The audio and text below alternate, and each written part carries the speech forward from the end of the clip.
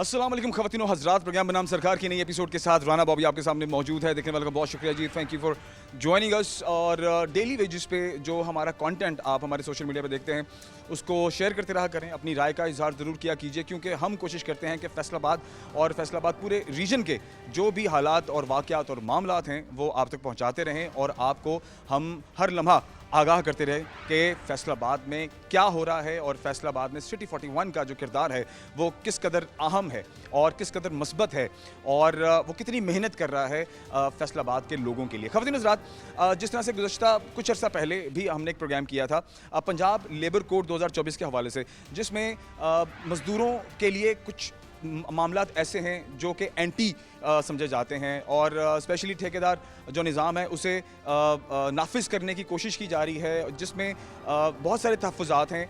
जो labour federation है, जो मज़दूर तबका है और जितनी भी तंजीमें हैं उनके अपने अपने तहफ़्फ़ुज़ात हैं, अपने अपने मसले मसाइल हैं और अपने अपने सवाल हैं जिनके जवाब वो हुकूमत से मांगते हैं। और मज़दूर तबका तो वैसे ही आप लोग जानते हैं कि बेचारा वैसे ही बड़ा पिसरा है, उसके लिए बड़ी मुश्किलात का सामना उसको करना पड़ता है और बड़ा मुश्किल है उनके लिए डेली वेजेस पे सर्वाइव करना। और अगर ये जो लेबर कोड है अगर ये मुतारफ़ करा दिया जाता है तो ये कहीं ना कहीं बहुत ज़्यादा परेशान कुन होगा मज़दूर तबके के लिए। ये इन तंजीमों का जो है वो कहना है। और यहाँ पर लाहौर से, फैसलाबाद से मुख्तलिफ़ फेडरेशंस मौजूद हैं, मुख्तलिफ़ जमातों के लोग यहाँ पर मौजूद हैं, ठीक है। और आज यहाँ पर स्पेशल कॉन्फ्रेंस हो रही है। जितनी भी फेडरेशंस हैं उनके जो उनको लीड करते हैं, जो उनके रहनुमा हैं वो यहाँ पर मौजूद हैं। और आज इस एजेंडे पर बात हो रही है कि जो लेबर कोड 2024 है ये नाफिज होता है तो इससे कितनी मुश्किलात का सामना करना पड़ेगा और ये जो तंजीमें तश्कील दी जा रही हैं इनका क्या काम होगा और हुकूमत से ये क्या दरख्वास्त करना चाहते हैं और कौन कौन से अपने सवालात हैं जिनके जवाब चाहते हैं और अपने मसाइल का हल भी ये हुकूमत की जानिब से चाहते हैं। तो अभी मैं जाऊंगा अंदर जहाँ पर कॉन्फ्रेंस हो रही है, आपसे मुलाकात कराते हैं। लाहौर से फेडरेशंस के रहनुमा यहाँ पर मौजूद हैं, फैसलाबाद से मुख्तलिफ जो तंजीमें हैं उनके रहनुमा यहाँ पर मौजूद हैं, उनसे मुलाकात करते हैं और उनका जो पैगाम है, उनकी जो बात है, उनका जो मसला है लेबर कोड 2024 को लेके उनके क्या तहफ़्फ़ुज़ात हैं वो हम बनाम सरकार करने की कोशिश करते हैं। आइए आगे बढ़ते हैं। जी तो ख़वातीन हज़रात, मैं इस वक्त हॉल के अंदर मौजूद हूँ और यहाँ पर जैसे मैंने पहले प्रोग्राम के आगाज़ में कहा है कि लाहौर से और फैसलाबाद से जितनी भी तंजीमें हैं उनके सरबराहान यहाँ पर मौजूद हैं। तो हमारे साथ कुछ मेहमान भी हैं यहाँ पर जो स्पेशली लाहौर से आए हैं और आज इस कॉन्फ्रेंस को मुनक्किद किया है। क्या एजेंडा है लेबर कोड 2024 को लेके और हुकूमत के सामने ये अपनी क्या अर्ज़ रखना चाहते हैं, क्या मसाइल हैं जिनका सामना करना पड़ेगा अगर लेबर कोड 2024 जो कि अभी तक लोगों को पता भी नहीं चला कि होगा क्या अगर इस पर इम्प्लीमेंटेशन हो जाता है। तो हमारे साथ दोस्त मौजूद हैं, इनसे बात करते हैं। अस्सलाम वालेकुम जी। वालेकुम अस्सलाम। सर कैसे हैं, आप ठीक हैं? अल्हम्दुलिल्लाह। सर अपना तारुफ हमारे देखने वालों को कराइए। महमूदुल अहद नाम है, मैं नेशनल लेबर फेडरेशन पाकिस्तान का नायब सदर हूँ और एक जो मज़दूरों का एक बड़ा इत्तेहाद है एंटी लेबर अलाइंस 2024, उसको जो है ना उसका भी मैं मेंबर हूँ। अच्छा सर, आहद साहब मुझे सबसे पहले तो ये बताइए कि आज फैसलाबाद में इस सेमिनार का, इस कॉन्फ्रेंस का एजेंडा क्या है, मकसद क्या है? ये बुनियादी तौर पे हम आज फैसलाबाद आए हैं और यहाँ अल्हम्दुलिल्लाह फैसलाबाद की तमाम बड़ी मज़दूर फेडरेशनें, तंजीमें और बड़े बड़े मज़दूर रहनुमा वो यहाँ मौजूद थे। इस वक्त पंजाब हुकूमत और बाहर के जो आलमी अदारे हैं, वो वर्ल्ड बैंक कह लें, IMF कह लें या ILO कह लें, वो अपने एक ख़ास एजेंडे के तहत पंजाब में कुछ ऐसे कवानीन बनाने जा रहे हैं कि जो हम समझते हैं कि वो इस मुल्क के लिए, यहाँ के मज़दूरों के लिए, यहाँ के पिसे हुए तबकों के लिए वो कवानीन मुनासिब नहीं हैं। अच्छा सर, कुछ मुझे आप बताएं कि जो उन शिकों में, उन कवानीन में से कौन से बेसिक ऐसे कवानीन हैं जिन पर आपको एतराज़ है?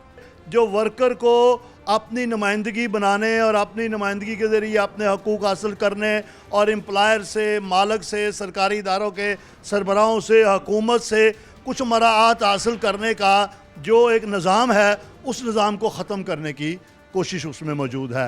ये जो ये कह लें आप प्राइवेटाइजेशन का अमल है या एक पूरा आलमी सरमायादारी निज़ाम के तहत मुस्तकिल जॉब का तस्वर ख़त्म किया जा रहा है। अच्छा, मुझे आप थोड़ा सा इस मामले में ज़रा क्लियर भी कीजिएगा।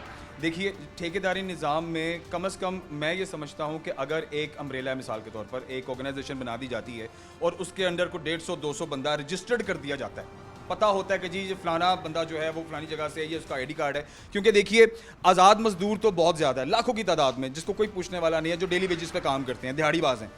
उनमें से कई लोग भी ऐसे होते हैं जो तकरीबकारी भी करते हैं, उनमें से कई ऐसे होते हैं जो चोरी चकारी भी करते हैं।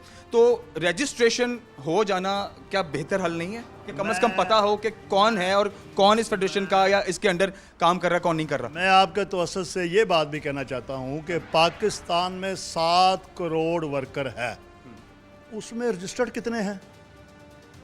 उसमें तो सिर्फ शायद 2% लोग भी रजिस्टर्ड नहीं हैं। कवानीन तो पिछले 50, 60, 70 साल से मौजूद हैं, अदारे भी बने हुए हैं, सोशल सिक्योरिटी भी बना हुआ है, ओल्ड एज एम्प्लॉयज़ का अदारा भी बना हुआ है, लेबर डिपार्टमेंट भी बने हुए हैं, डायरेक्टोरेट भी बने हुए हैं, लेकिन रजिस्टर प्रॉपर डेकोरम बना हुआ है, ठीक। बना हुआ है। उसके बावजूद सिर्फ 2% लोग जो है ना वो रजिस्टर्ड है। सर क्यों नहीं है, मुझे ये बताएं, क्या रीज़न क्या है इसके पीछे? रजिस्ट्रेशन मजदूरों की क्यों नहीं है? उसको हकीकी मायनों में ये जो कवानीन और हकूक़ मौजूद हैं उन पे अमली जामा पहनाने के लिए हुकूमत के पास कोई मैकेनिज़्म नहीं है। करप्शन की वजह से और लापरवाही की वजह से वो सारे जो कवानीन हैं उनसे आम वर्कर फ़ायदा नहीं उठा पा रहा। इन हालात में भी, जैसे अभी आपने कहा कि कॉन्ट्रैक्ट लेबर है, कॉन्ट्रैक्ट लेबर का तो कोई फ्यूचर नहीं है। मुझे अगर किसी वर्कर मैं एज ए वर्कर किसी अदारे में किसी महकमे में मुलाज़िम होता हूँ, मुझे 6 महीने बाद निकाल दें या साल बाद निकाल दें, मेरा क्या फ्यूचर है? मैं क्या शादी करूँगा? मैं अपने माँ बाप का क्या सहारा बनूँगा? मैं शादी अगर कर भी लूँगा तो मैं अपने बच्चों को, अपने फ्यूचर को कैसे प्लान करूँगा? ये तो मुझे मुश्किल जॉब अगर किसी इदारे में मिलेगी तो तभी मैं अपने आप को फ्यूचर का प्लान कर सकता हूँ, अपनी बीवी के लिए, अपने बच्चों के लिए, उनकी तालीम के लिए, उनके जो है ना वो छत के लिए, उनकी तालीम के लिए कुछ कर सकूँगा। जब मेरी ज़िंदगी में अनसर्टेनिटी होगी कि मुझे पता ही नहीं होगा कि मुझे 6 महीने बाद, साल बाद, 2 साल बाद निकाल देना है, तो फिर क्या होगा? ठीक है। इसी तरह जो है ना अब आज पाकिस्तान में इसकी कोई कानूनी हैसियत नहीं है कॉन्ट्रैक्ट वर्कर की, लेकिन फैक्ट्रियों में लाखों के तादाद में कॉन्ट्रैक्ट वर्कर है और इस नए आने वाले कानून के तहत अगर इसको कानूनी हैसियत दे दी गई तो फिर शायद पाकिस्तान के किसी इदारे में भी कोई मुश्किल जॉब नज़र नहीं आएगी। लेकिन सर इसमें फिर मुझे एक और भी जो एक लूप होल नज़र आता है या जो मुझे एक खामी नज़र आती है वो ये नज़र आती है, जो आज़ाद मजदूर है जिसकी दिहाड़ी नहीं लगती, देखें जो कॉन्ट्रैक्चुअल बेस है उसकी कुछ तो वेज होगा ना, उसका कुछ तो तनख्वाह मुख्तस होगी। वो साल के लिए, 2 साल के लिए कॉन्ट्रैक्ट पे, 5 साल के लिए या 10 साल के लिए, हम इस पे बहस पे नहीं जाते, लेकिन उसको कंफर्म तो होगा ना कि मुझे को 30,000, 35, 40, 45, 50,000 महीने का मिलना है, ठीक है। और जिस कॉन्ट्रैक्ट पे मैं हूँ वो मैंने पूरा करना ही करना है और मेरे घर में 40-50,000 रुपये महीने का आना ही आना है, ठीक है। ये तो बात एक सेपरेट होगी, लेकिन जो लेबर आज़ाद बैठा हुआ है, जो 2-2, 3-3 दिन, 4-4 दिन या हफ्ता जिसको काम नहीं मिलता, उसका क्या फ्यूचर है? वो ज़्यादा ख़राब हालत में नहीं है? उनको हम कहते हैं गैर मुनज़्ज़म। गैर मुनज़्ज़म लोग, ये रेडी वाले, ये मजदूरी करने वाले, ये तामीरात का काम करने वाले, ये खांचा फरोश, ये गैर मुनज़्ज़म में आते हैं। हम कहते हैं इनको हुकूक मिलने चाहिए, इनको मुनज़्ज़म करना चाहिए। इसके बारे में कोई लाया अमल आपने बनाया हुआ है? तजावीज़ हैं? बिल्कुल हैं। इनको सोशल सिक्योरिटी का जो है ना हक हासिल होना चाहिए, इनको ओल्ड एज बेनिफिट का इनको हिस्सा होना चाहिए, इनको इलाज की सहूलत मिलनी चाहिए, इनको छत की सहूलत मिलनी चाहिए और इनको जो इस वक्त कवानीन मौजूद हैं मिनिमम वेजेस बोर्ड के तहत जो कम से कम उजरत है वो इनको मिलनी चाहिए। लेकिन ये तमाम अदारे होने के बावजूद ना मिनिमम वेजेस मिलती है, ना इलाज मिलता है, ना रहाइश मिलती है, ना कोई सहूलत मिलती है। अच्छा सर, ब्रेक पर जाने से पहले आप मुझे बताएं कि आप आज यहाँ पर मौजूद हैं, क्या अगला लाया अमल है और अगला प्लान क्या है? बस हम ये जो बातें मैं आपसे कर रहा हूँ ये एक आगाही मुहिम है, हम जो पूरे पंजाब के अंदर अपने मज़दूर रहनुमाओं को, अपने साथियों को देना चाहते हैं। आज हम इसीलिए आए हैं और 31 अगस्त को लाहौर में बशीर बख्तियार लेबर हॉल के अंदर एक बड़ा पंजाब की सतह का एक लेबर कन्वेंशन, लेबर कॉन्फ्रेंस कर रहे हैं ताकि ये सारी आगाही उनको दी जाए और ये जो नई कानून साजी हो रही है इसके बारे में कोई आइंदा का लायामल बनाया जा सके। बहुत शुक्रिया जी। ब्रेक की जानिब जाते हैं, ब्रेक के बाद वापस आते हैं। और भी दोस्त हैं और भी लीड्स करने वाले इन तमाम तंजीमों को लाहौर से भी हैं, फैसलाबाद से भी हैं। ब्रेक की जानिब जाते हैं और उनसे आपकी मुलाकात कराते हैं, हमारे साथ रहिए।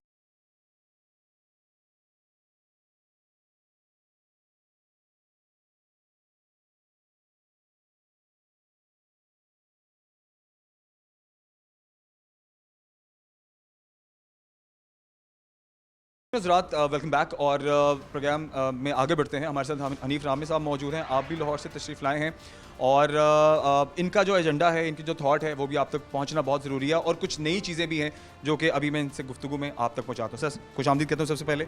शुक्रिया। अच्छा हनीफ साहब, मुझे अब ये बताइए कि लेबर कोड 2024 आज से हमने कुछ अर्सा पहले भी इस पर प्रोग्राम किया था, आज से कुछ 1.5-2 महीने पहले, ठीक है। तब भी एक तहरीक चली थी और आज फिर हम उसी जगह पर दोबारा खड़े हैं।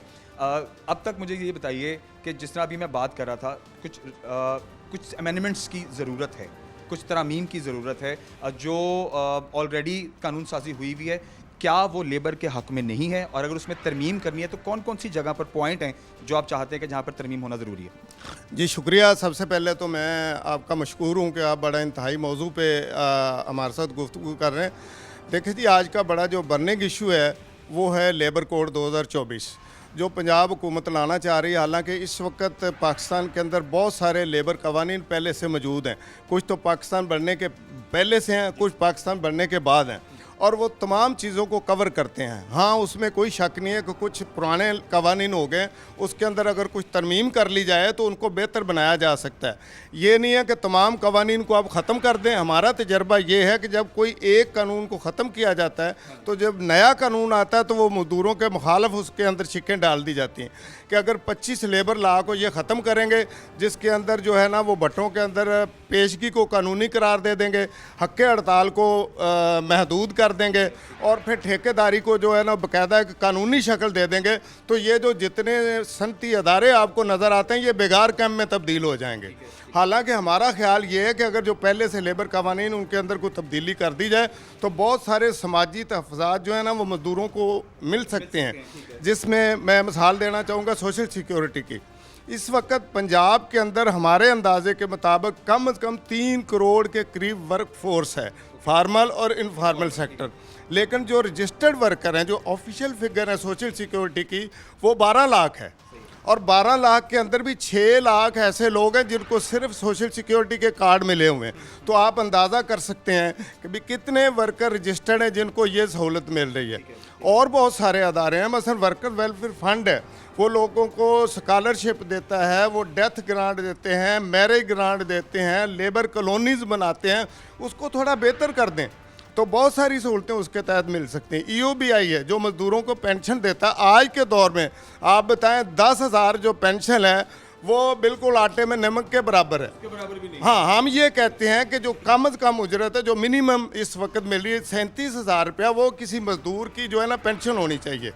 वो तो हमें मिलती नहीं है। अब गवर्नमेंट एक नया ला रही है कि जिसके अंदर जो पुराने कवानीन को ख़त्म करके नए कानून लाएंगी, तो हम ये कहते हैं कि ये हमारे पुराने कवानीन के भी जो है ना वो जो सहूलतें हैं वो हमसे छीन जाएंगी। तो इसलिए हम जो है ना इसके खिलाफ जदोजहद करना चाहिए। बहुत शुक्रिया जी। मैं हमारे अगले दोस्त भी हैं जो लाहौर से स्पेशली तशरीफ़ लाए हैं। सो ये जो सूरत हाल है हम इस पर डिटेल्ड डिस्कशन करेंगे आज के इस प्रोग्राम। अस्सलाम वालेकुम सर। सर इसमें ग्रामी आपका। मोहम्मद अमीर मनास, सदर नेशनल लेबर फेडरेशन वस्ती पंजाब। सर सबसे पहले तो फैसलाबाद में खुशामदीद कहते हैं आपको। अब ये जो एजेंडा चल रहा है, ठीक, इसमें आप मुझे ये बताएं कि अब आप क्या उम्मीद रखते हैं हुकूमत से?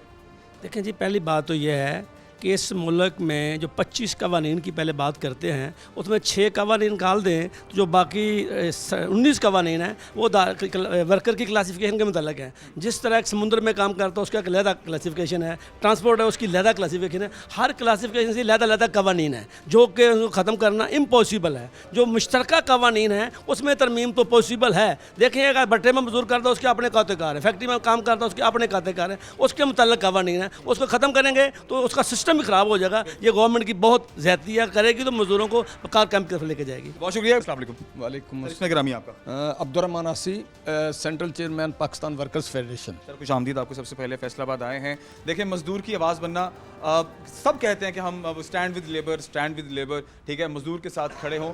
ये एक सोशल मीडिया की हद तक या एक जो होता है वर्बली बात करना आसान होता है, लेकिन इनके मसाइल को लेकर चलना, उसके ऊपर आगे हुकूमत के सामने खड़े होना, अपने मौक़िफ़ पे डटे रहना, ये ज़रा मुश्किल होता है। ठीक है, आप तो ज़िंदगी के सारे दौर देख चुके हैं, आपने यकीनन इन सारी सूरत हाल में हर तरह के दौर में लेबर को किस किस मुश्किलात का सामना हुआ है और उनके लिए आपने क्या क्या कदम आगे उठाए हैं। डेफिनेटली वो सब ने देखे होंगे और आपने भी किए होंगे।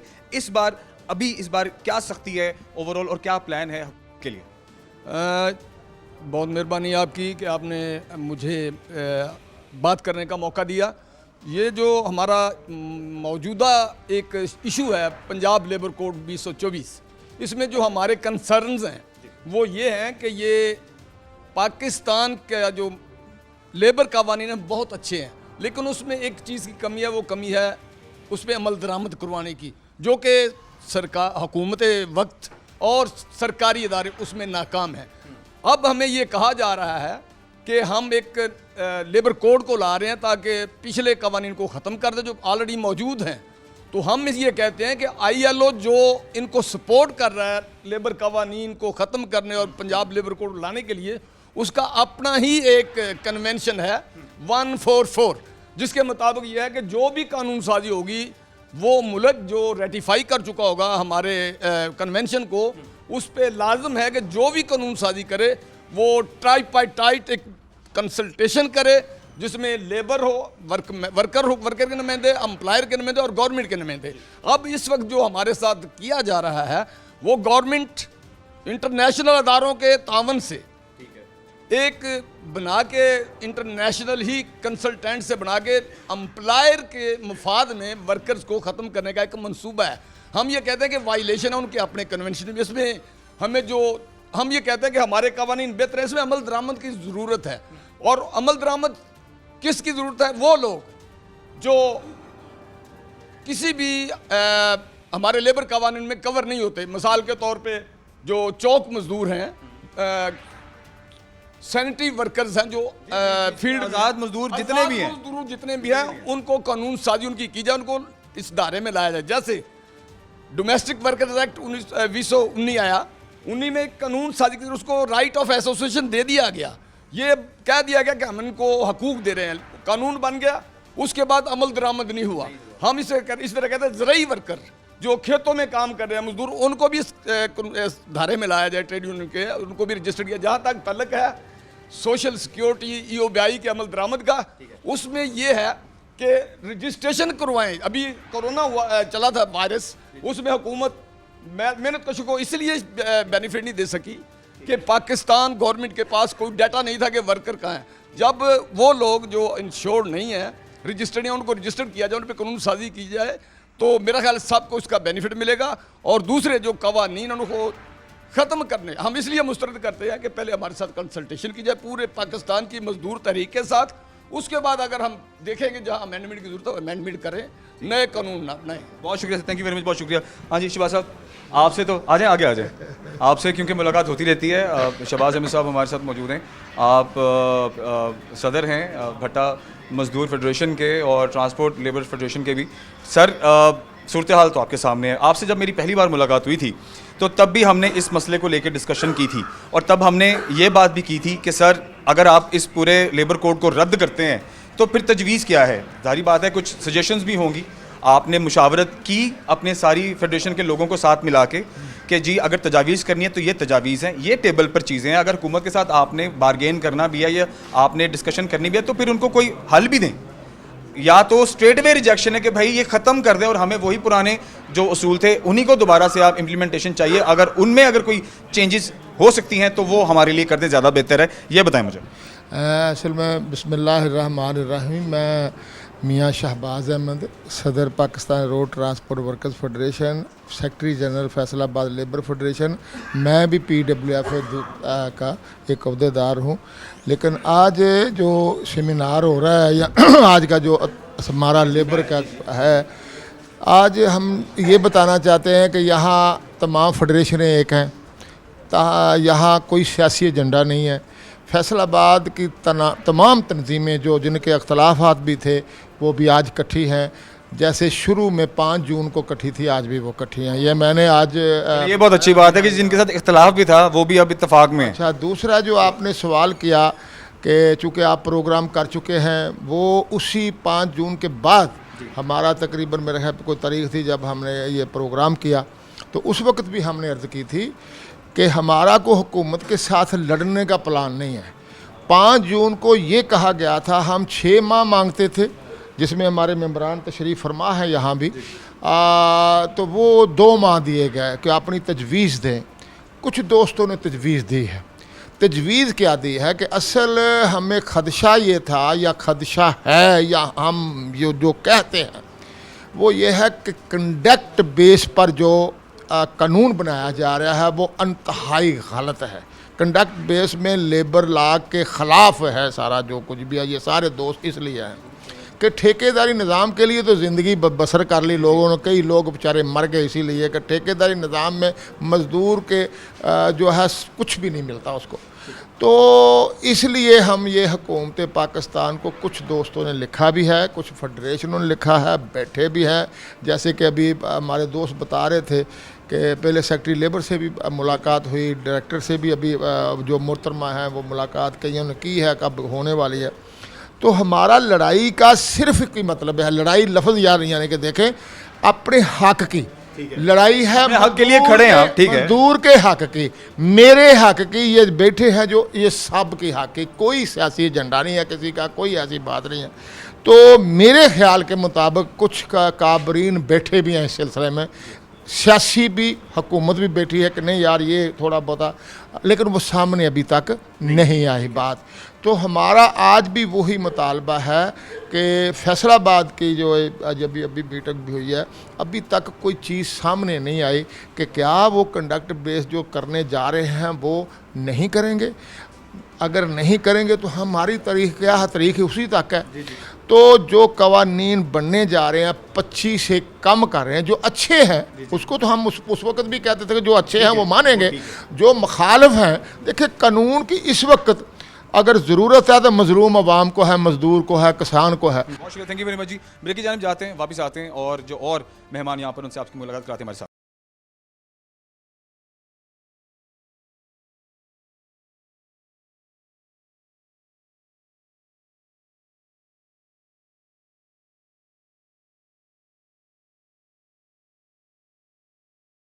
खुशामदीद ख़वातीन हज़रात, प्रोग्राम को देखने का बहुत शुक्रिया। जिन दोस्तों ने हमें अभी ज्वाइन किया उनको बताते चलें कि आज लेबर कोड 2024 के हवाले से फैसलाबाद में मुख्तलिफ़ तंजीमों का यहाँ पर एक कॉन्फ्रेंस है, लाहौर से, फैसलाबाद से सरबराहान यहाँ पर मौजूद हैं और लेबर कोड 2024 के हवाले से एक तो ब्रीफिंग भी है, उसके साथ साथ इनके जो अपने मकासद हैं और इनकी जो थॉट्स हैं और क्या एजेंडा है वो आज हम प्रोग्राम में शामिल करने की कोशिश करें। हमारे साथ असलम मेरा साथ मौजूद हैं, आप सदर textile power loom garments workers federation हैं। सर खुशामदीद कहते हैं आपको।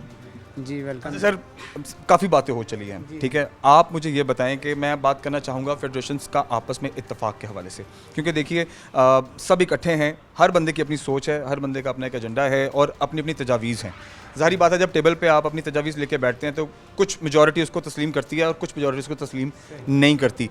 अभी तक मुझे बताएं, आपकी काफ़ी मीटिंग्स हो चुकी हैं, अभी आने वाले दिनों में लाहौर में भी आप एक बार फिर इकट्ठे हो रहे हैं, तो क्या अभी तक ये चीज़ें टेबल पर सबकी मुशावरत से और म्यूचुअल अंडरस्टैंडिंग के साथ, सबकी रजामंदी के साथ हैं टेबल पे अभी भी हुकूमत के साथ बैठकर निगोशिएट करने के लिए, या अभी भी स्टिल डिस्कशन ही चल रही है आपस में? जी, मैं सबसे पहले तो सिटी 41 का मशकूर हूँ कि जिन्होंने आज ये दूसरा प्रोग्राम जो है फैसलाबाद के अंदर इस हवाले से किया है, क्योंकि बहुत अहम इशू है।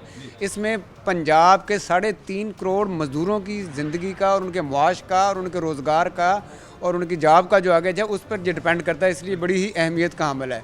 दूसरा जो पहले आपने ये क्वेश्चन किया है कि क्या चूँकि ये एक डायरेक्ट इससे मज़दूर जो है अफेक्ट हो रहे हैं या मज़दूरों के मतलब सारा, ज़ाहिर मज़दूरों को फेडरेशन यूनियन, ट्रेड यूनियन जो है वो लीड करती हैं।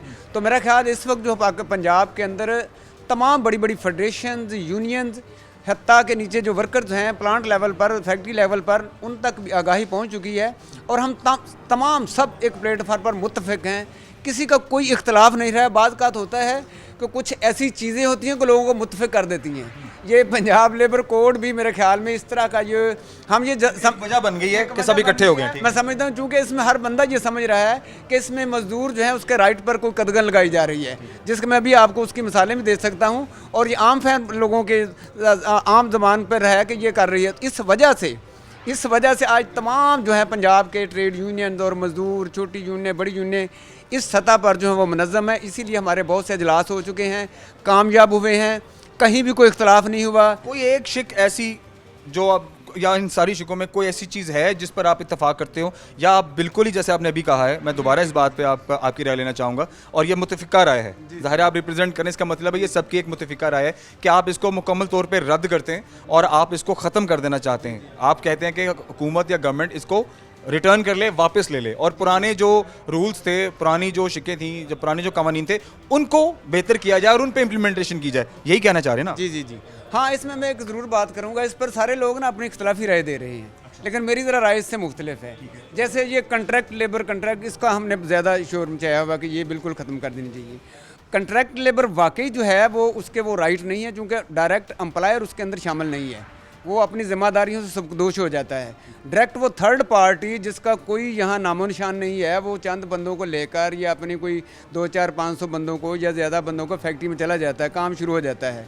उसके बाद जो कोई भी अगर कोई इशू बनता है तो वो कंट्रैक्टर तो गायब हो जाता है थर्ड पे, और फिर एम्प्लॉयर कोई जिम्मेदारी उसकी महसूस नहीं करता है, जिसकी वजह से वर्कर्स के वो सारे राइट्स जो हैं वो सलब हो जाते हैं, जिसके अंदर बोनस आता है, ओवर टाइम आता है, उसके अलावा जो है उसकी वो सोशल सिक्योरिटी का इशू है, UBI का इशू है, ये सारे उससे ना फिर मुतासर होते हैं। आप ये कहना चाह रहे हैं कि एम्प्लॉयर और लेबर डायरेक्ट हों और बीच में ठेकेदार जो है ना वो निकल जाए बीच में से? ये तो हमारा सदियों से मुतालबा रहा है, जब से पाकिस्तान है, जितने भी लॉज बने हैं। हाँ, कंट्रैक्ट लेबर इस हद तक हो सकती है, उसको बेशक मुतारफ़ कराएं, पहले भी मौजूद है कि यहाँ कोई एक प्रोजेक्ट बेस पे काम होता है, उसका एक लिमिटेड पीरियड तक होता है कि ये हमारा एक प्रोजेक्ट है 6 माह तक चलेगा, ये आर्जी काम का है, वहाँ तो कंट्रैक्ट किया जा सकता है, इसमें कोई मजाक नहीं। लेकिन एक काम मुस्तकिल नेचर का है, मसलन एक फैक्ट्री के अंदर गारमेंट्स का काम कर रही है, मुसलसल काम हो रहा है, बाहर कर रही है, एक्सपोर्ट कर रही है, तो वहाँ पर अगर आप कहें कि ये कंट्रैक्ट पर रखेंगे मुलाजम, ये बात हमें काबिल कबूल नहीं। इसके खिलाफ तो हम पहले से ही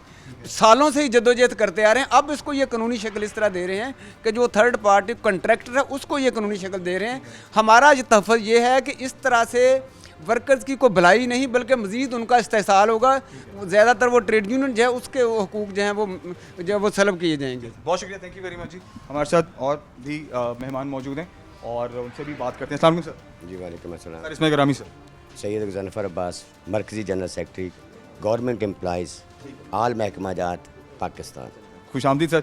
अच्छा सर, देखिए सबकी अपनी अपनी थॉट है, अपना अपना एजेंडा है। देखें अब आज भी आप मौजूद हैं और सेम पेज पे हैं। आज से 1.5-2 महीने पहले भी जब ये लेबर कोड को लेके कॉन्फ्रेंस हुई है, फैसलाबाद में भी हुई है, लाहौर में भी, मुख्तलिफ जगहों पे भी, आज भी उसी सेम पेज पे हैं या कुछ बेहतरी हुई है आज बैठने में? और अगर आप कल लाहौर में जब आप नेक्स्ट जब इकट्ठे होते हैं तो मज़ीद उसमें आप एक स्टेप आगे जाएंगे? क्या कुछ ऐसा प्लान है या अभी सिर्फ सबको इकट्ठा करके सबकी एक मुतफ़िका राय लेने की कोशिश है? सबकी म्यूचुअल अंडरस्टैंडिंग के साथ हुकूमत से अगर आप बारगेन करते हैं उस पर मुशावरत हो रही है?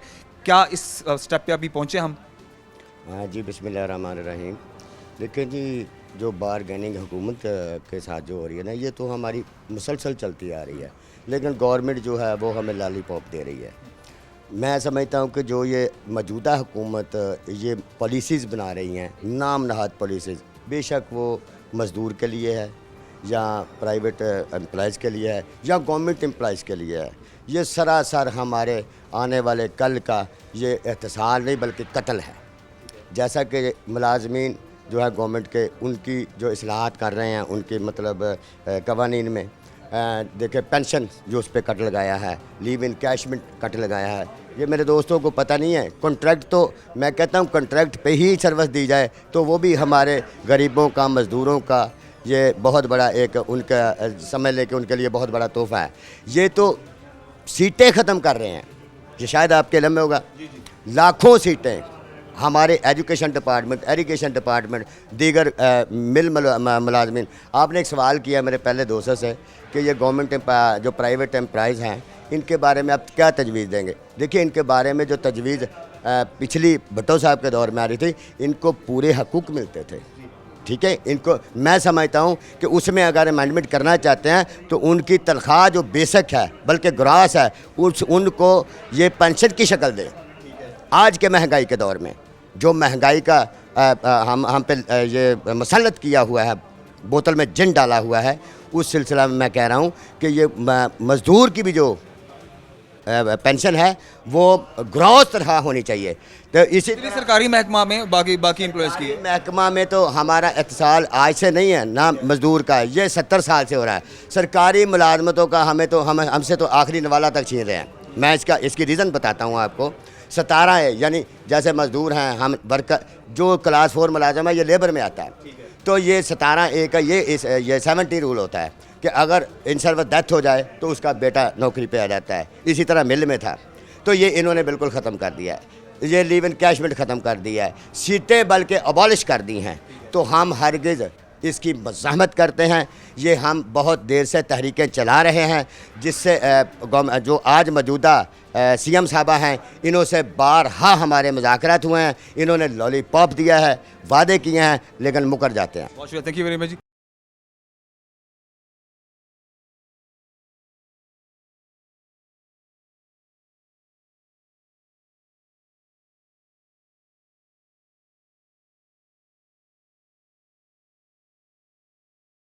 ख़वातीन हज़रात, हमारे साथ राना मोहम्मद ताहिर साहब मौजूद हैं। आप मरकज़ी सदर लेबर कौमी मूवमेंट पाकिस्तान हैं। आप भी आज यहाँ पर मौजूद हैं और जैसे मैंने आपको पहले कहा कि तकरीबन पंजाब की बड़ी तंजीमों के जितने भी रहनुमा हैं, जितने भी लीड कर रहे हैं, सारी तंजीमों को वो यहाँ पर मौजूद हैं। सर खुशामदीद कहते हैं आपको भी।